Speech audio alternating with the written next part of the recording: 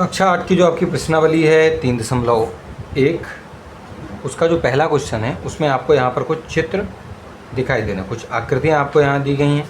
इन आकृतियों में उन्होंने हमसे पूछा है कि प्रत्येक का वर्गीकरण निम्नलिखित आधार पर कीजिए। यानी इनको आपको क्या करना, वर्गों में बांटना है, ग्रुप में बांटना है। और कैसे ग्रुप में बांटना है, यहाँ पर जिस प्रकार की बात बोली गई है। जैसे उन्होंने कहा कि ए साधारण वक्र, देखो वक्र यानी कर्व कहलाता है। कर्व हम इसे भी कर्व कह सकते हैं, हमारे लिए ये भी एक कर्व है, ठीक है कि नहीं। उसके बाद हमारे लिए ये भी कर्व है, ये भी कर्व है, ये भी कर्व है, ठीक है।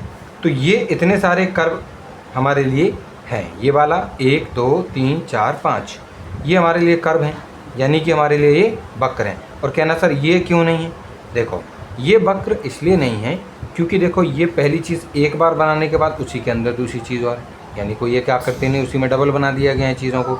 यहाँ पर भी आप देखेंगे तो यहाँ पर देखो ये लाइंस आपस में एक दूसरे को काटती हुई दिख रही हैं। ऐसा ही सेम टू सेम हमारा यहाँ पर भी किया गया है। इस वजह से ये हमारे वक्र आपके जो है साधारण वक्र जो है ये नहीं है हमारे, ठीक है कि नहीं।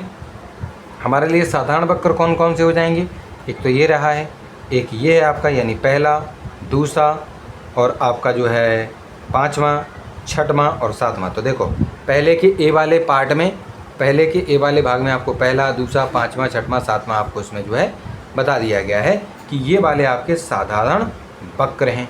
उसके बाद उन्होंने कहा साधारण बंद वक्र। देखो वक्र ना दो तरीके के हो सकते हैं बच्चों। जैसे देखो अगर मैं ये कहूँ कि आपका ये वाला, क्या ये वाला वक्र है, जी हाँ ये आपका वक्र है, लेकिन ये खुला वक्र है, ठीक। और बंद वक्र की बात करें तो इसको इसी तरीके से ले जाएं और ऐसे जाके इसको हम बंद कर दें, या हम चाहें तो इसको ऐसे ले जाएं बच्चों और उसके बाद इसको बंद कर दें।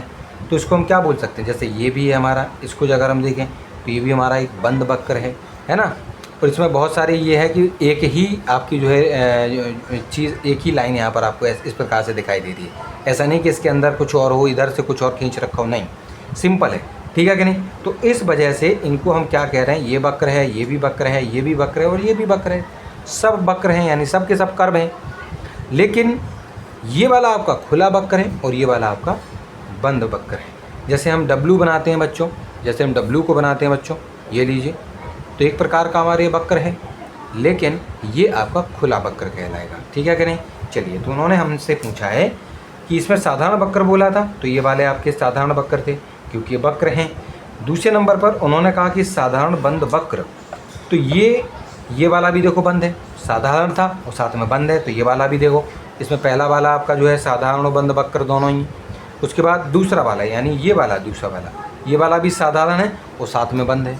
उसके बाद पाँचवा वाला, ये भी साधारण है और बंद है। उसके बाद छठवां वाला यानी ये वाला भी साधारण है और बंद वक्र है।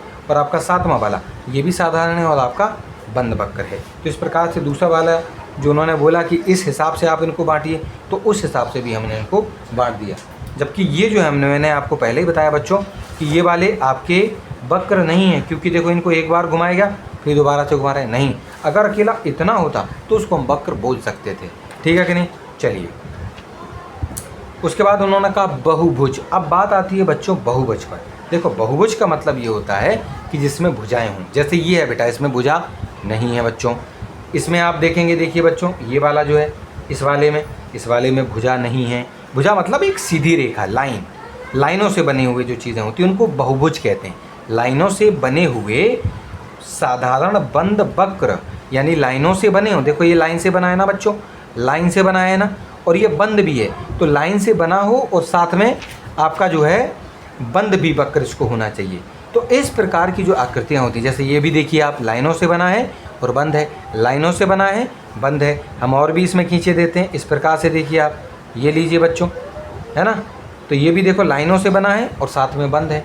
यानी इस प्रकार की ये जो आकृतियाँ होती हैं बच्चों, ये हमारी बहुभुज कहलाती हैं। अब इसमें अगर कोई 3 भुजा वाला है तो ये त्रिभुज, 4 भुजा वाला है तो चतुर्भुज, 5 भुजा वाला है या 6 भुजा वाला है तो उसको हम जो है षटभुज या हेक्सागोन कहते हैं। जैसे कि ये ट्राइंगल है, ये आपका क्वाड्रिलेटरल है, ये आपका हेक्सागोन है, पेंटागोन भी होता है 5 भुजा वाला, पंचभुज, है कि नहीं। तो इस तरीके के आपके ऐसे साधारण बंद वक्र बच्चों जो आपकी लाइनों से मिलकर बने हों और साथ में वो बंद भी होने चाहिए, ठीक है कि नहीं। तो इस प्रकार के जो हमारे वक्र कहलाते हैं, कर्व जो कहलाते हैं बच्चों, उन्हीं को हम बोल देते हैं आपके बहुभुज, यानी कि इंग्लिश में इसको कहा जाता है पॉलीगन, ठीक है कि नहीं। तो जो पॉलीगन होते हैं, जो बहुभुज होते हैं, वो लाइनों से बने हुए बंद वक्र होते हैं, ठीक है कि नहीं। तो जो सी वाला का जवाब होगा बच्चों वो ये होगा, ये पहला वाला, ये आपका दूसरा वाला, बाकी और ये लाइनों से मिलकर नहीं बने हैं, ठीक है कि नहीं। ये साधारण वक्र तो थे, बंद वक्र भी थे, लेकिन ये आपके बहुभुज नहीं हो सकते, क्योंकि बहुभुज के लिए बच्चों एक कंडीशन होती है, शर्त होती है कि वो लाइनों से बने होने चाहिए और बंद भी होने चाहिए, ठीक है कि नहीं। तो हमारा जो तीसरे वाला सी वाला जो जवाब है बच्चों, उसमें पहला और जो दूसरा है, यानी पहला और जो दूसरा भाग है, वही आपका इसका जवाब आपका हो जाएगा, यानी कि ये पॉलीगन यानी बहुभुज होंगे। अगले वाले में उन्होंने कहा है कि आपका उत्तल बहुभुज। उत्तल बहुभुज में बच्चों कहने का मतलब ये होता है कि जिनका उभार थोड़ा आगे की ओर हो, इनके कुछ कोण जो है बाहर की तरफ बने हुए हमें जो है इसमें दिखाई दे रहा है। तो देखो ये उभरा हुआ सा दिखाई दे रहा है, बाहर की ओर जैसे निकला हुआ सा दिखाई दे रहा है, ठीक है कि नहीं। चलिए, तो इस वजह से ये बाहर की ओर उभरा सा दिखा हुआ दे रहा है, इस वजह से ये वाला हमारा उत्तल बहुभुज, क्योंकि बहुभुज तो ये है लेकिन बाहर की ओर उभरा सा दिख रहा है, इस वजह से हमारा उत्तल बहुभुज ये हो जाएगा, ठीक है कि नहीं। चलिए, ये वाला भी आपका उत्तल बहुभुज है, ये वाला भी आपका उत्तल बहुभुज है, ये वाला भी आपका उत्तल बहुभुज है, ठीक है कि नहीं। चलिए, तो जो डी वाला है उसका जवाब बच्चों आपका ई हो जाएगा। उसके बाद बच्चों आता है ई यानी अवतल बहुभुज। ठीक, अवतल बहुभुज में बच्चों क्या कहा गया, जो अंदर की ओर थोड़ा कहीं पर भी आपको जो ऐसा लग रहा हो कि अंदर की ओर धंसा हुआ है, तो बच्चों जो पहला वाला है आपका, वो आपका अवतल बहुभुज जो है हो जाएगा, ठीक है कि नहीं बच्चों। तो इस प्रकार से आपका ये जो 3.1 का ये जो आपका पहला क्वेश्चन है वो आपका सॉल्व हो गया है, ठीक है।